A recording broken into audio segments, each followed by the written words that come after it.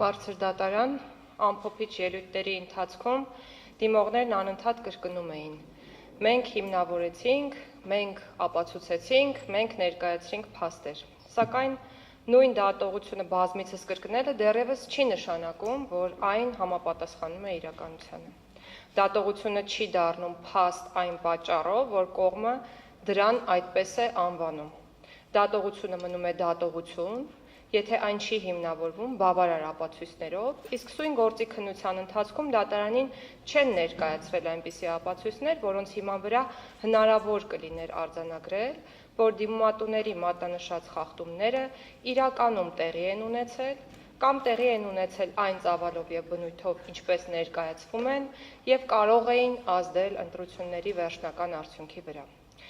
Մինչդեռ հենց վերջինն է այն չափանիշը, որը սահմանել են թե Վենետիկի հանձնաժողովը, թե Սահմանադրական դատարանը։ Դիմողը պարտավոր էր ապացուցել ոչ միայն ենթադրյալ խախտումների փաստը, այլև դրանց ազդեցությունը ընտրությունների արդյունքների վրա։ Դիմողներին սա չի հաջողվել անել, իսկ ես արդեն նշեցի, որ ընտրությունների արդյունքները չեն կարող անվավեր ճանաչվել ենթադրությունների հիման վրա։ Բարձր դատարան։ Դիմողները պնդում են, որ չարաշահվել է վարչական ռեսուրսը։ Բայց երբ փորձում ենք հասկանալ այդ պնդման բովանդակությունը, պարզվում է, որ դրա տակ հիմնականում դրվում է կառավարության բնականon գործունեությունը։ Ինչ պետք է աներ կառավարությունը։ Դադարեցներ իր գործունեությունը, չիրականացներ կառավարության ծրագրով նախատեսված միջոցառումները, օրինակ չշարունակեր առողջապահության համընդհանուր ապահովագրության տարիներ տևած ռեֆորմը, չշարունակեր սոցիալական միջոցառումների իրականացումը, չիրականացներ կառավարության ծրագրով նախատեսած միջոցառումները։ Եթե սա է դիմողների չափանիշը, ապա յուրաքանչյուր ընտրությունից առաջ պետությունը պետք է պարզապես դադարի կառավարել երկիրը։ Երևի դիմումատուները ցանկանում էին, որ այդպես լիներ, որ իրենցից շատերի ենթադրաբար բաժանած ընտրակաշառքներն իրոք իզորու լինեին փոխել ընտրության իրական արդյունքը։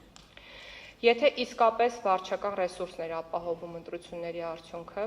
ապա ինչու էր անհրաժեշտ իրականացնել այնպիսի ծավալուն քարոզարշավ, որի ականատեսը եղավ ամբողջ հանրապետությունը։ Եթե վարչական ռեսուրսն արդեն որոշել էր արդյունքը, այդ ամբողջ քաղաքական աշխատանքն ինչի համար էր։ Բայց ամենակարևորն այն է, որ դատարանին այդպես էլ չներկայացվեց գեթ մեկ կոնկրետ դեպք, որն իր բոլոր տարրերով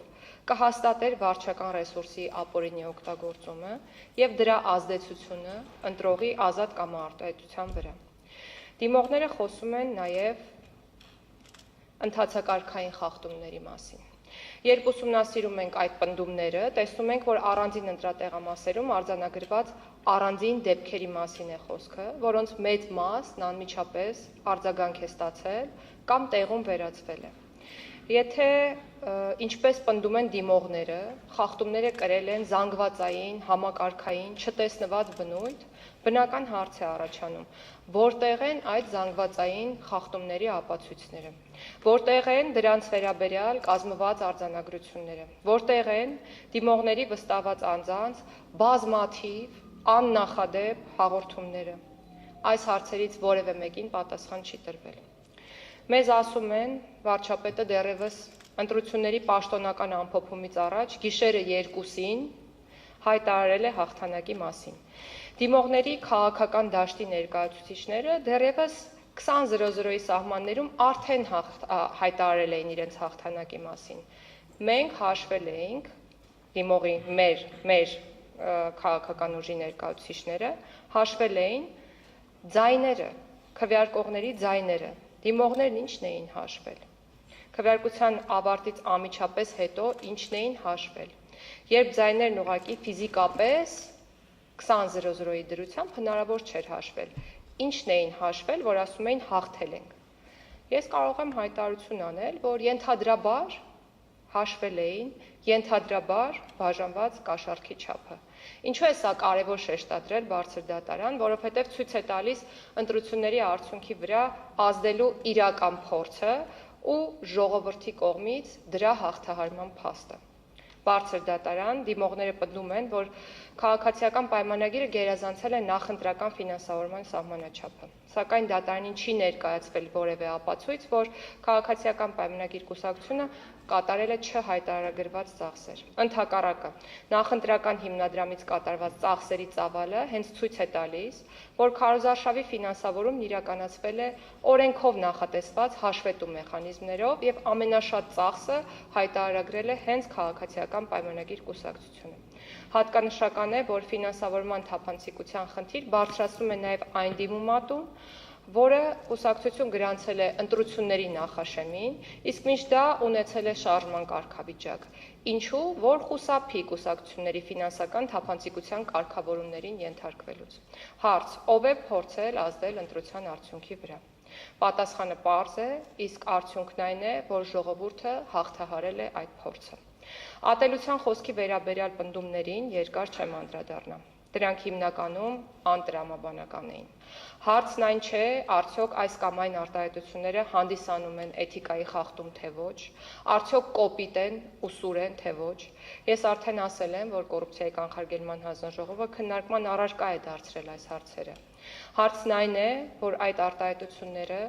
ազդել են ընտրության արդյունքի վրա փաստացի փոխելով ընտրությունների արդյունքը, թե ոչ։